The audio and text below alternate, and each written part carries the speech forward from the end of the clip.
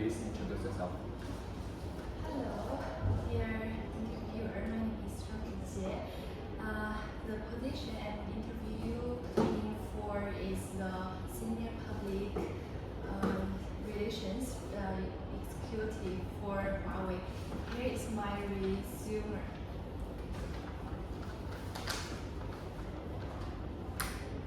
Hi, my name is Brian. I'm 30 years of age and I'm interviewing the Senior Public Relations Executive's position, and I have over 5 years of working experience in this field. I believe this is Okay. The first question. What is your approach to managing data for high-tech company like Huawei? I post information online and share it on social media. As long as people talking about it, it's good. My approach combines technical accuracy and its human relevance. For instance, in the recent 5G campaign, I simplified complex features with user benefits for general audiences and to enhance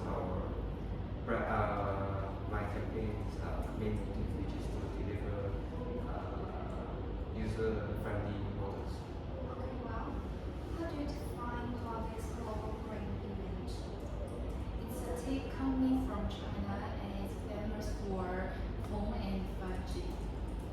Huawei stands for resilience, innovation, and global leadership.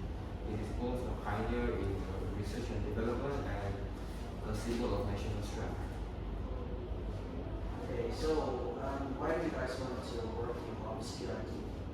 Because it's a big company and the job is so good, and I also heard the salary and the benefits are good. I admire Huawei's courage and commitment to global development. Despite all the external pressures, I would want to be a part of their story and both achieving it in meaningful and challenging for me. Okay. How do you handle accuracies caused by misinformation? I'd probably wait and see if it is done. If not, I will delete the post or write the statement later. First, I will verify the facts and identify the source, then collaborate with the legal teams to deliver a calm and holding statement to the audiences, and simultaneously I engage with trusted media to clarify the situation. How do you build media relationships? I usually send email to journalists when we have news. If we don't have anything to share, maybe I almost to contact with them. For me, I invest in long-term relationships through regular updates, briefings, and understanding each journalist's need. So, how do you respond to political insensitive media accusation? I will ignore them if, because I think it's better not to argue publicly in those cases. I probably avoid using emotional or combative language which is quite sensitive, and instead use data, neutrality, and corporate values to frame our response. Okay. Tell me about the most difficult press relay in writing.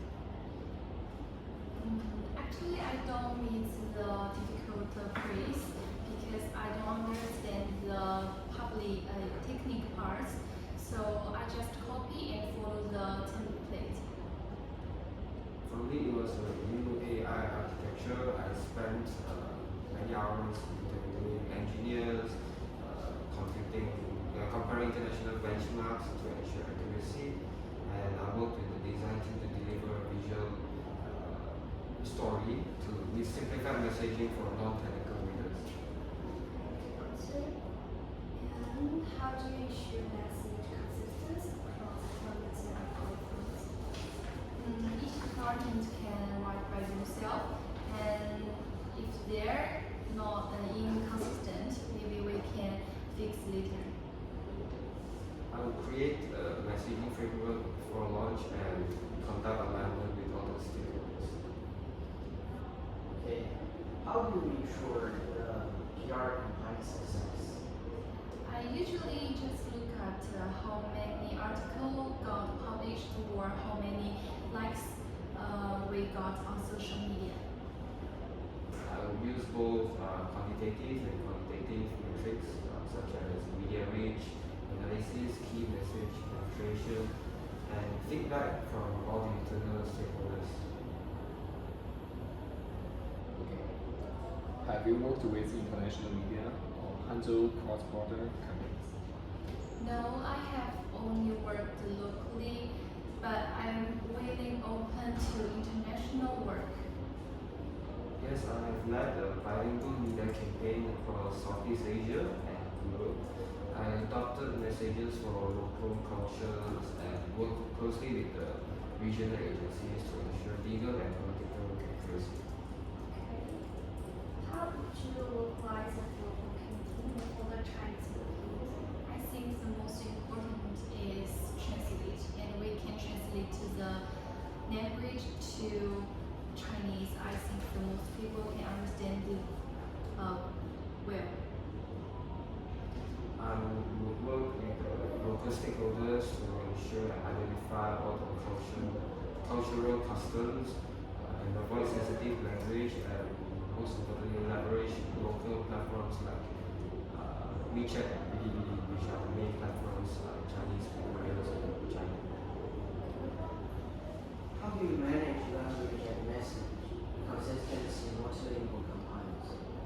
I let each local office handle their language apart, and I don't speak other language, so I just choose them.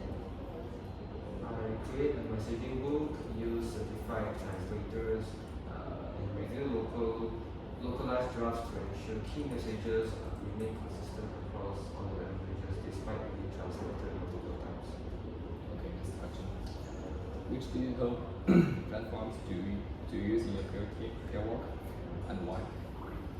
I mainly use WeChat and Weibo, but on work I seldom use them. I use LinkedIn for professional storytelling, WhatsApp for communication, formal communication, and Xiaohongshu for lifestyle positioning. I also track engagement metrics per platform to adjust content formats. Have you worked with KOLs or influencers before? I follow a few influencer, but I haven't worked with them in any yet. Yes, for me, I've engaged with tech bloggers for new device launch and coordinated sponsored posts with clear messaging. I always brief them with the do's and don'ts, and I monitor compliance closely. So, how do you align PR message with marketing and product teams? I think if anyone knows the goals and they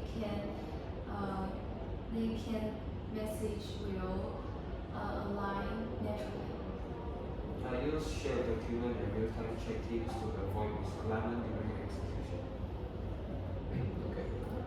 Have you managed a team before? How do you lead them? I haven't lead a team yet. I must follow instructions from others.